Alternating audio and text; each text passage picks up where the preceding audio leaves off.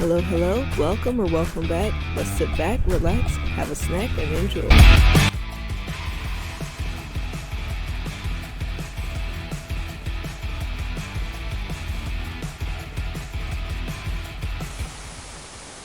Sit at My Grave, Season 4, Sanity or Salvation, Chapter 48. Forgotten leaves scattered along the path, sprinkled pathetically under a hill. The wind picked up briefly, but mellowed to something low and steady. The air was cold, snow patched the ground, didn't cover it fully, leaving areas of frosty, mushed grass. His grip loosened, letting go completely. Took a good look at the entrance. Despite it going against what he wanted to believe, he had to be here. He couldn't leave without speaking to him. Pushed away all the argument in his head, the other logic he wanted to use, and the plain stubbornness that mixed with hurt. Arden took one careful step after the other, leaving his luggage behind as he entered the cemetery. Old images fought to come back, fresh in his mind. Teary faces, the cruelty of the beautiful weather that day, the shape and cut of the coffin, the vibrant colors of the flowers laid there, the strange glimpses they got of that same coffin being lowered down to the dirt, like a shared memory everyone agreed upon forgetting. He also remembered himself, hiding away, trying not to pay attention to it at all, not bothering to comfort anyone.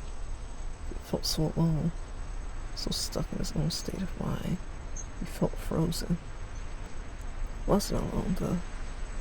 Gowan was there, and he tried talking him through it, putting himself on hold for him.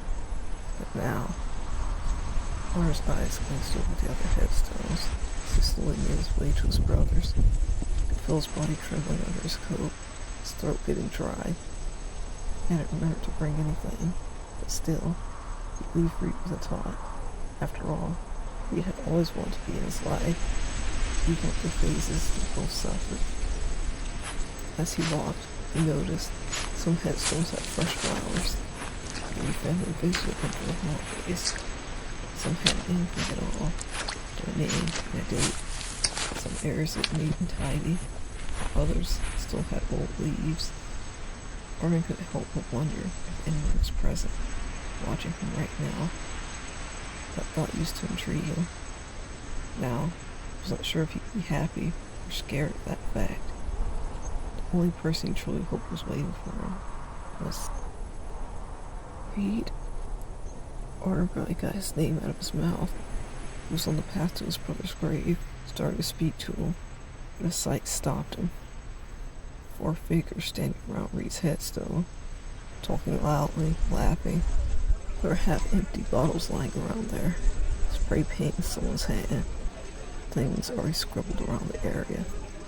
Arden couldn't stop his mouth from going agape with a gasp. One man nudged another, making him turn around. "What?" he questioned. Then a grin spread across his face. "Oh, I see," he chuckled along with the others. He stepped away from the gravestone, further into Arden's view, the moonlight reflecting off him, and hope of the light snow. "Finally, Arden Adler, I get a hold of you. How did I know you'd eventually show up here?" His question dripped in smugness. "Ted?" The name was forced from his lips, pure shock taking him over.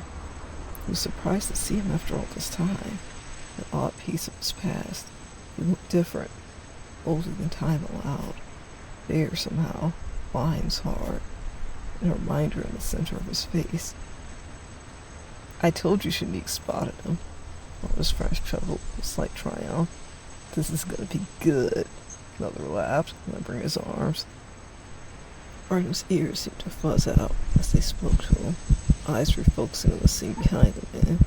It was like a spark went through him, his brain finally catching up with what his eyes first saw. If they couldn't be, why would they? How could anyone? What do you think you're doing?" Arden shouted, his voice carrying through the frigid night air. "There you go again. Why don't you shut up and listen for once?" Ted berated. The shock was quickly gone, replaced by a growing anger. "We were wondering why Big Brother didn't come to save you. Turns out, this is where he was hiding the whole time." one of the others jeered. His friends joined in, whooping in laughter, seeing the tension grow in Arden. Don't be angry at us. You had it coming after what you did. I thought we had an understanding. But you couldn't just take your beating quietly, Ted began explaining. Shut up! Arden shouted. He lunged forward, swinging wildly, his fist colliding with the right side of Ted's cheek. He caught him by surprise, making him stumble to one side. You're gonna let that go, Ted? Lay into him! Shouting bubbled up. You don't run anymore, huh? Ted started to say after spitting. He barely had time to look back at Arden, who was coming at him again, swinging with both fists this time. Brutal haymakers, fought with grunts that almost turned into shouts. The pain shocked Ted. He was expecting some type of pushback. He wasn't intending a real fight. Arden wasn't running, and that alone caught him off guard. Arden came at him again, just as Ted tried to create distance. Ted quickly grabbed at Arden's face, the heel of his palm slamming to Arden's nose, pain radiating through.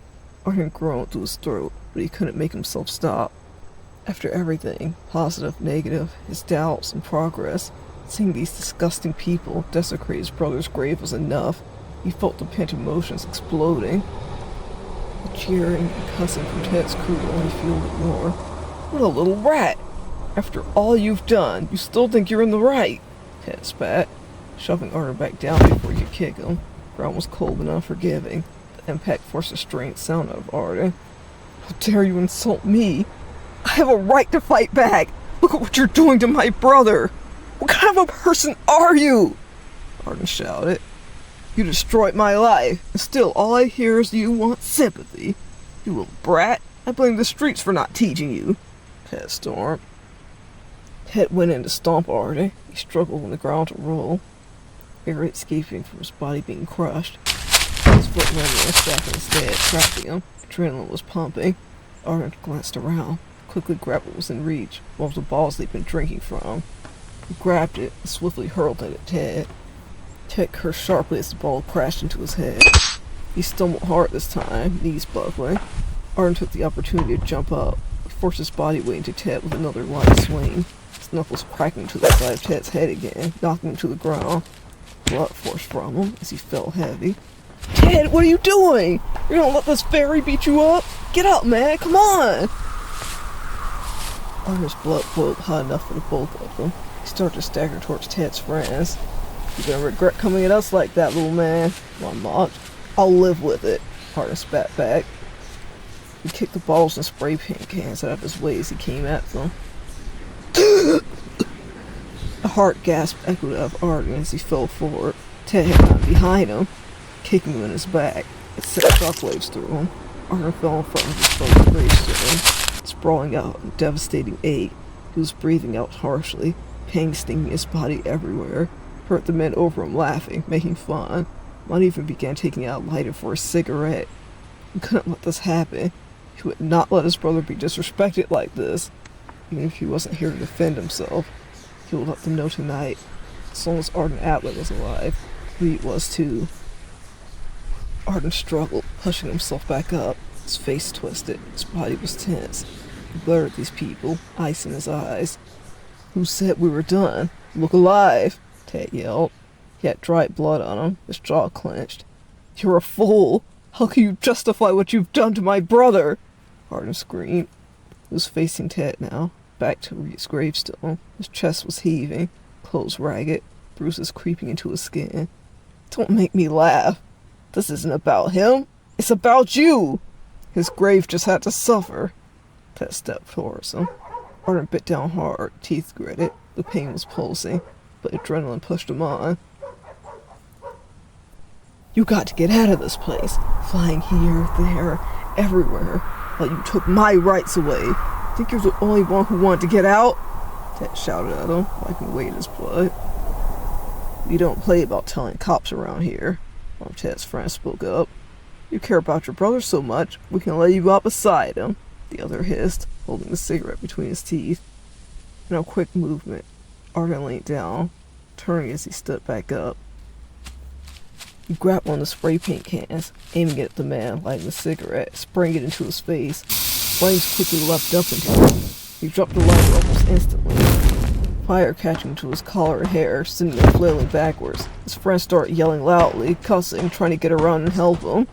Artie didn't have time to register what he'd done. His body rattled as his stomach was impacted with hard, swift motion. He was forced down, his body sliding across the ground.